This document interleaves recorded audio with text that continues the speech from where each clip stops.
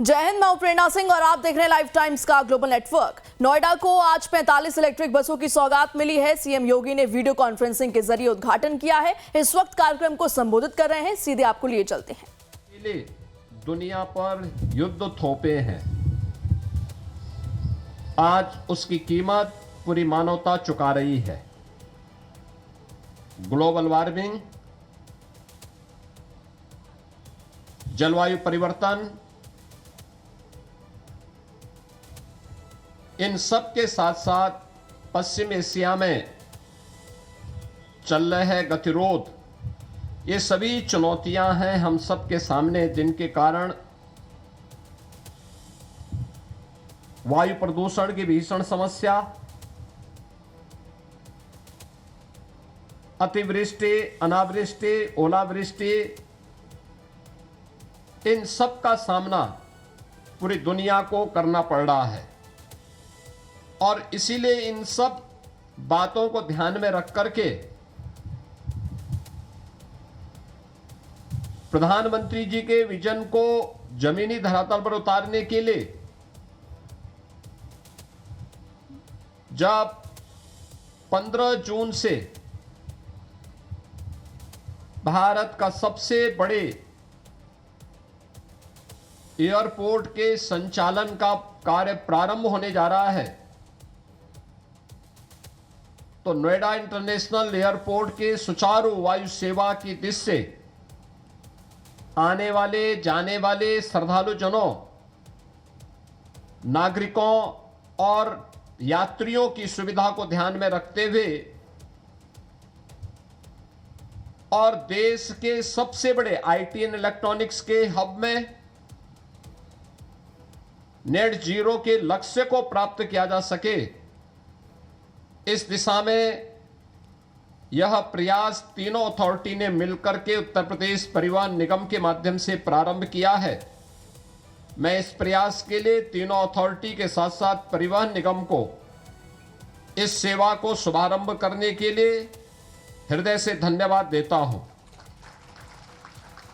आज आप जानते हैं कि नोएडा, ग्रेटर नोएडा और यमुना अथॉरिटी या IT, electronics, data centre, startups, semiconductor और अन्य औद्योगिक गतिविधियों के देश के अंदर एक बड़े केंद्र के रूप में उभरा है।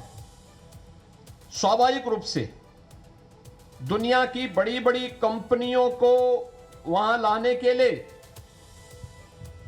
वहां पर पर्यावरण अनुकूल परिवहन आज समय की मांग है, और पर्यावरण अनुकूल समय वहां पे परिवहन की आवश्यकता को ध्यान में रख करके वहां पे मेट्रो का संचालन हमने कुछ क्षेत्रों में प्रारंभ किया है। लेकिन नोएडा इंटरनेशनल एयरपोर्ट के साथ जब तक मेट्रो का संचालन होता है तब तक या उसके बाद भी लास्ट माइल कनेक्टिविटी की दृष्टि से इलेक्ट्रिक बस का संचालन एक महत्वपूर्ण मील का पत्थर साबित होने जा रहा है।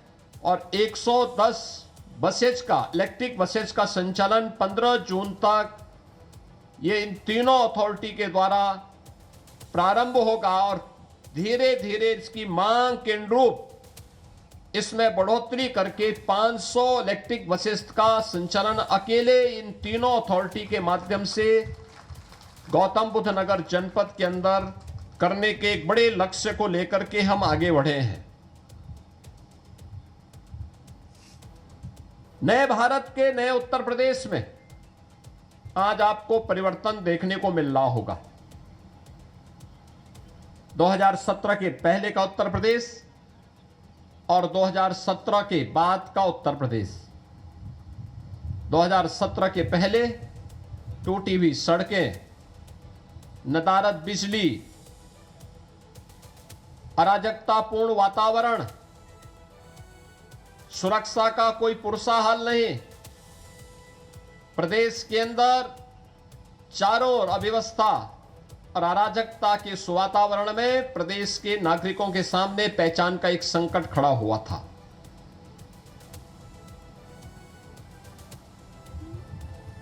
तब निवेश की बात उत्तर प्रदेश के लिए अपने आप में एक दिवा स्वप्न था। 2017 के बाद का उत्तर प्रदेश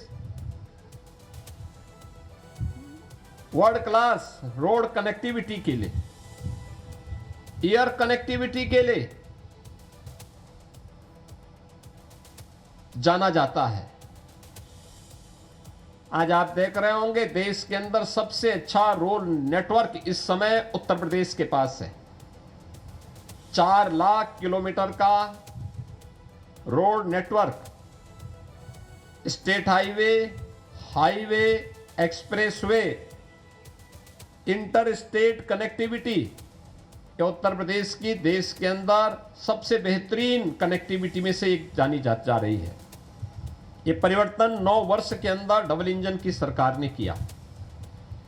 आज यूपी जो अपनी बदहाल सड़कों के लिए 9 वर्ष पहले जाना जाता था, आज वह एक्सप्रेस वे के रूप में अपनी पहचान बनाया है। जो भी व्यक्ति गंगा एक्सप्रेस वे से चल रहा है, मेरठ से प्रयागराज के बीच गंगा एक्सप्रेसवे, हम लोगों ने 2019 के प्रयागराज कुंभ में इसकी घोषणा की थी, कैबिनेट ने इसकी घोषणा की थी। आज जो भी इस एक्सप्रेसवे से चलता है, एक बार उसका एहसास होता है कि क्या ये वही उत्तर प्रदेश है जिस उत्तर प्रदेश में पहले सड़क और गड्ढे का पता नहीं लगता था। Purvanchal expressway, Bundelkhand expressway, Gorakhpur link expressway, Delhi Meerut 12 लेन का एक्सप्रेसवे, या अभी कुछ ही दिनों के बाद लखनऊ कानपुर के बीच में बने हुए लखनऊ कानपुर का एक्सप्रेसवे, जिसका बहुत शीघ्र लोकार्पण होने जा रहा है। ये नए उत्तर प्रदेश की एक नई पहचान बने हैं। कोई सोचता था कि यूपी के अंदर एयर कनेक्टिविटी इतनी बेहतर हो पाएगी। प्रयागराज में मात्र 11 महीने के अंदर एयरपोर्ट बनकर के तैयार हुआ। जेवर देश का सबसे बड़ा एयरपोर्ट बनने जा रहा है। गंगा एक्सप्रेसवे देश के सबसे बड़े एक्सप्रेसवे में से जाना जा रहा है। और 5 इंटरनेशनल एयरपोर्ट के साथ, आप सोचो ना, कभी त्रेता युग में भगवान श्री राम पुष्पक विमान से अयोध्या आए होंगे, लेकिन इसके बाद कभी अयोध्या वासियों को वायु सेवा प्राप्त नहीं हो पाई होगी। हजारों वर्षों तक अयोध्या उपेक्षित थी। आजादी के बाद भी लगातार अपमानित थी। आज अयोध्या में इंटरनेशनल एयरपोर्ट बनकर के तैयार है और महर्षि वाल्मीकि को समर्पित एयरपोर्ट आज अयोध्या में संचालित हो रहा है। लखनऊ में इंटरनेशनल एयरपोर्ट, काशी में इंटरनेशनल एयरपोर्ट, कुशीनगर में इंटरनेशनल एयरपोर्ट और नोएडा, जो जेवर में नोएडा इंटरनेशनल एयरपोर्ट है, ये अपने आप में न केवल पैसेंजर के लिए बल्कि कार्गो का भी एक बहुत बड़े हब के रूप में और एमआरओ के एक हब के रूप में अपने आप को स्थापित करने जा रहा है। यानी ये उत्तर प्रदेश के अंदर 7 सिटी आज के दिन पर यूपी के पास ऐसी हैं, 20 में से 7 सिटी, देश के अंदर 20 सिटी और उत्तर प्रदेश में उसमें 7 ऐसी हैं जिसमें पब्लिक ट्रांसपोर्ट की बेहतरीन सेवा, मेट्रो का संचालन उत्तर प्रदेश के अंदर हो रहा है। यह आज की आवश्यकता है। उत्तर प्रदेश में 17 म्युनिसिपल कॉरपोरेशन में हम लोग आज के दिन पर 700 से अधिक इलेक्ट्रिक बसेज का संचालन कर रहे हैं। गौतम बुद्ध नगर जनपद इससे वंचित था और अब सरकार ने तय किया है कि वहां पर भी हम आज इस सुविधा को प्रारंभ करेंगे और 15 जून तक इस बेड़े को 110 तक पहुंचाएंगे। इसके बाद अगर डिमांड होगी तो वहां पे इस बेड़े को हम 500 तक पहुंचाने के एक बड़े लक्ष्य के साथ काम कर रहे हैं। पहले इलेक्ट्रिक बसेज जो बनती थी ये भी हमें बाहर से मंगानी पड़ती थी। अब मुझे बताते हुए प्रसन्नता है कि दो इलेक्ट्रिक बस मैन्युफैक्चरिंग के प्लांट यूपी में स्थापित हो चुके हैं। टाटा मोटर्स ने और अशोका लीलैंड ने, हिंदुजा ग्रुप ने भी लखनऊ में अपना प्लांट स्थापित करके ये सुविधा देनी प्रारंभ की है। आज मेरे लिए और भी प्रसन्नता का क्षण है कि जहां गौतम बुद्ध नगर जनपद में हम लोग इन इलेक्ट्रिक बसेज का संचालन कर रहे हैं, आज यमुना अथॉरिटी में 3 ऐसी अन्य बसेज जो हाइड्रोजन बसेज हैं उनको भी आज वहां संचालित करने जा रहे हैं। 3 ऐसी हाइड्रोजन बसेज जो वहां पर यमुना अथॉरिटी को एनटीपीसी ने उपलब्ध करवाए हैं, जिनमें ग्रीन हाइड्रोजन मोबिलिटी ये आज एक नई अभिनव अवधारणा बन चुकी है। आज ये वहां पर 3 इसका भी संचालन हो रहा है, जिसमें आप आश्चर्य करेंगे कि जो हाइड्रोजन का निर्माण हो रहा है, हाइड्रोजन में यानी जल में 2 पार्ट हाइड्रोजन का होता है, 1 पार्ट ऑक्सीजन का होता है। इसको उससे सेपरेशन की एक प्रक्रिया होती है। उस प्रक्रिया के बाद फिर उसको कंप्रेस्ड करके उसको सिलेंडर में पैकिंग करके फिर उसको हम उपयोग करते हैं। और ये सबसे अच्छी बात यह है कि इसमें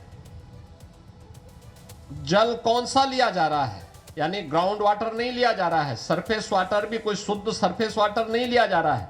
इसमें सीवर का पानी लिया जा रहा है, उसी का ट्रीटमेंट करके फिर उसी से ऑक्सीजन अलग करके, यानी ऑक्सीजन को वायुमंडल में और हाइड्रोजन को कंप्रेस्ड करते हुए सिलेंडर में रखना। और इस पूरी प्रक्रिया को करने के लिए आज यहां पर यह प्रक्रिया वहां पर प्रारंभ हुई है। Hydrogen fuel cell electric buses में वहां पर भर करके फिर उन्हें संचालित करने की कार्रवाई भी आज 3 बसेज हम लोग वहां पर यमुना अथॉरिटी में, जहां पर जेवर एयरपोर्ट बना है, वहीं पर उसको संचालन करने की व्यवस्था कर रहे हैं। मेरा मानना है कि यह वायु प्रदूषण को कम करने, जहरीले वातावरण से समाज को बचाने के लिए, खासतौर पर बच्चों को, बुजुर्ग लोगों को, बीमार लोगों को बचाने में इसकी एक बड़ी भूमिका होगी। आज इन सभी सुविधाओं को आज एक साथ प्रारंभ करते हुए मुझे अत्यंत प्रसन्नता की अनुभूति हो रही है।